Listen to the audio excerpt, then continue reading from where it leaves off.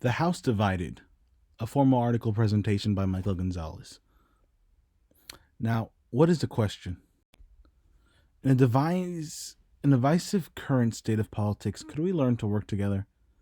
Now, the goal is to educate viewers on the pros and cons of bipartisanship on politics in the United States, and also to showcase the history of bipartisan policies and stories in the United States.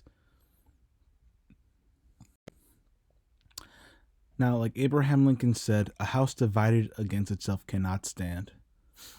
We start with a quote because division is not an issue that is just relevant today. It also happened all throughout American history. Division holds a team back from becoming the best they could possibly be. And also, if the division is so strong, it would be very difficult to find compromises. Now, according to bipartisanpolicy.org, in the section of History of Bipartisanship, the 20th and 21st century, America has had a large amount of bipartisan policies, and the 21st century is about to pass the 20th century, not even being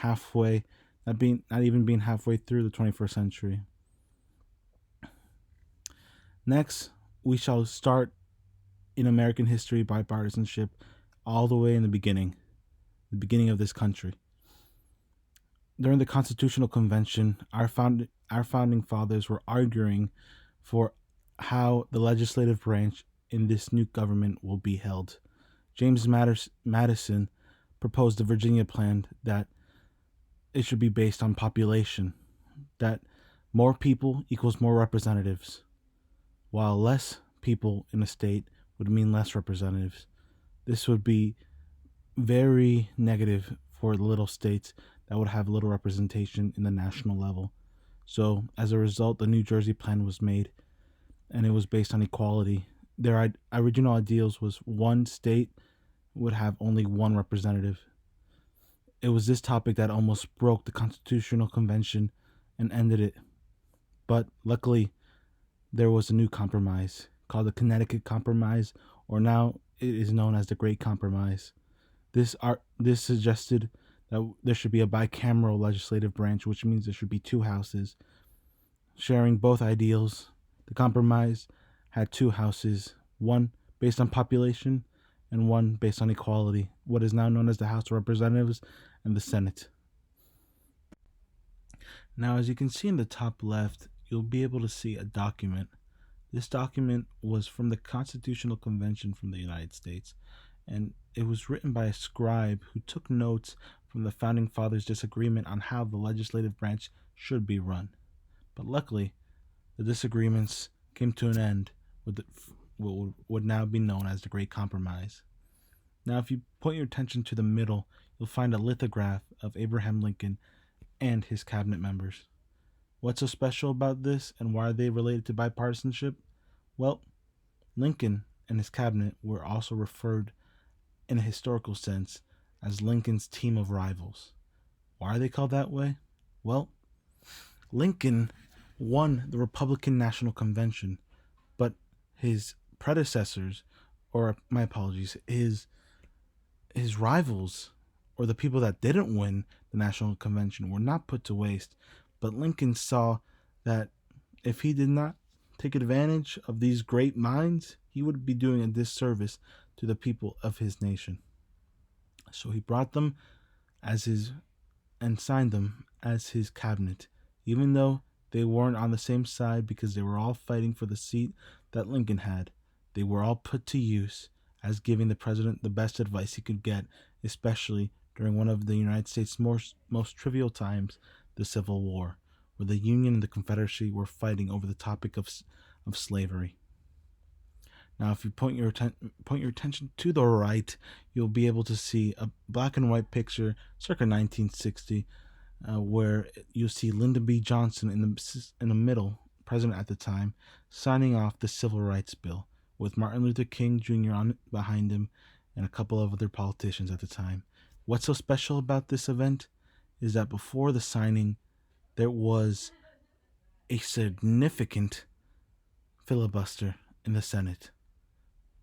Democrats of the South Democrats wanted to pass the bill, but Southern Democrats were publicly opposed, and though with a though with a large Senate majority of Democrats, Republican and Southern Democrats made it turned the bill into a filibuster, and it couldn't pass. But after some time, some Democrats reached out to Republicans and not begged, but asked for a helping hand. And eventually, the bill was passed with Republican and Democrats understanding the problem that was going on in the nation of civil unrest for equality for minorities. And eventually, the bill got passed. And that's what this picture represents: bipartisanships from Republicans and Democrats agreeing on a topic for the betterment of society.